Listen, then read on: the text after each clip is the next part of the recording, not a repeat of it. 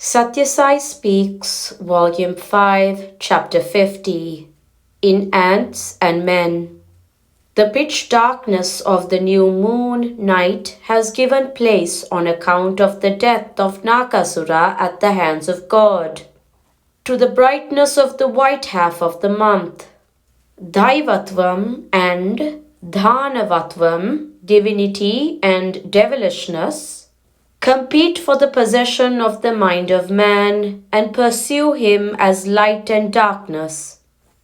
Dhanavatvam piles upon man misery after misery, while Daivatvam warns him against yielding to despair on that account. They have to be welcomed as beneficial, for misery is the crucible in which the dross is removed, and the pure gold separated from alloys. The Dhanava forces are aflame in every person as lust and greed, as hate and envy, as pride and pompousness. The traits of Ravana's lust, of Sisupala's pride, of Kamsa's hate, of Hiranyaksha's envy are tainting every human heart. Only the discipline of the spirit through japam and dhyanam can quench the flames and scorch the conflagration. Today we celebrate the destruction of those traits collectively personified as Nakasura, for they, by their collective effect, lead man into hell or Naraka. Those traits are the wild weeds that smother the seedlings of love and truth, of sympathy and service, of reverence and renunciation, which man seeks to cultivate in his heart. The Upanishads lay down the means and measure of this inner culture, the thorny bushes that have to be uprooted, the ploughing and levelling, the formation of bunds, the filling of the fields with the waters of love, the seeds, the pests, the fence, the manure, and all the other items of this strange new agriculture. The spiritual aspirant is but a riot who has determined not to allow his inner faculties to lie fallow. He has become aware of the precious harvest of happiness that he can earn, and he allows no moment to go waste without being used for this high purpose. 3 types of spiritual aspirants. Nagaya, who has acted the roles of great devotees like Potana, Tyagaraja and Ramdas, spoke just now of 3 types of sadhakas and bhaktas. 1. Those who desire liberation from birth and merging with the universal and eternal Supreme Sovereign. Those who dedicate everything they experience and act to the Lord without getting attached to their consequences. And 3. Those who worship the Lord for the benefits He confers here and hereafter. He confessed with some hesitation that he still belonged to the 3rd category. But certainly no one need feel small because he is asking the Lord for worldly benefits. It is to be appreciated that instead of cringing before man, a person has the good sense and the confidence to fall at the feet of the Lord and ask Him for favors. Potana refused to dedicate his work to Singha Bhupati, though that ruler himself asked for that distinction. For he declared that he knew no master other than the Lord. Tyagaraja spurned the offer of substantial gifts from the Raja of Tanjore, who was anxious to reward him for his devotion and his musical talents. He said, "The bliss of nearness to Rama is more pleasing to me than all the treasures man can give." Tyagaraja was really a Raja, king among the detached. Bhakti or devotion to God is not to be judged or measured by rosaries or candles, daubings on the forehead or matted hair or jingles on the ankles. Purity of motives and intentions is essential so that prema, which is the one component of bhakti, does not leak out of the heart. The genuine outer signs of bhakti are three: faith, humility, and apprehension. Faith in the ultimate victory of truth and love, humility before elders and the wise, apprehension in the presence of evil, fear to mix with bad company, to enter into evil designs, to act counter to the whisperings of conscience. Be an indefatigable inquirer of truth. Bhakti cannot come into man from outside him. It has to be grown from within by an effort to cleanse the mind, to know the nature and origin of man and the universe, to grasp the relation of man with all the external objects, which now fascinate and foil him. Janaka was such an indefatigable inquirer.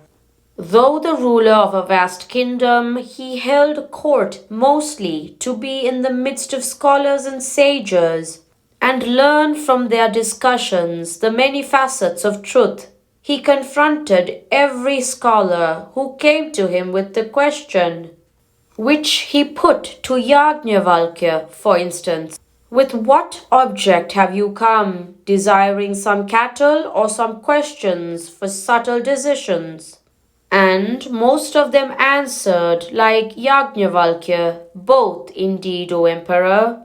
The Brihadaranyaka Upanishad devotes many sections to these discussions in Janaka's court and to the part played by Yajnavalkya in clarifying many philosophical issues by his mastery of spiritual science in theory as well as practice. Once Janaka performed a sacrifice during which he gave away a large number of gifts. He had set apart 1,000 cows with gold jewels on the horns and hooves as a special prize for the person acclaimed by the assembly of scholars as the most learned, the greatest scholar in the science of Brahman. As soon as he came to know of this, Yajnavalkya, who was singularly conscious of his unbeatable scholarship, asked his pupil, "Drive these cows home, my son." The Brahmins were enraged at this impudence, and they challenged him to answer the questions they showered on him in order to justify his driving away the cows. Faith can grow only on conviction. The priest in charge of the sacrifice asked him about the effects of yajna. Questions were asked about the sense organs and objects and the relationship between them. Some scholars, like Bhujyu, tried to puzzle him and overpower him by suggesting a superhuman source for knowledge. Others moved on to the subject of the Atma as Sarvantaryamin. The most formidable of the interlocutors was a woman, Gargi, who had a plentiful sheaf of arrows to let go at Yajnavalkya. At last she rose from her seat and declared, "I shall now ask him 2 questions. If he answers those 2 satisfactorily, then none of us can ever defeat him in the expounding of Brahman. What is it that pervades, like the warp and the woof, that which is above heaven and below the earth, that which is heaven and earth, and between them both, that which was, is, and will be?" Gargi asked, and Yajnavalkya answered, "Akasha." Gargi appreciated the answer. Then she asked again, "What pervades the Akasha as wap and woof?" And Yajnavalkya replied, "It is the Akshara, neither Stula nor Anu, neither short nor long, neither air or ether, without eyes or ears, with neither exterior nor interior. It is never seen, but it is the seer. It is never thought, but it is the thinker. It is never known, but it is the knower." And Gargi accepted that he was supreme and undefeatable.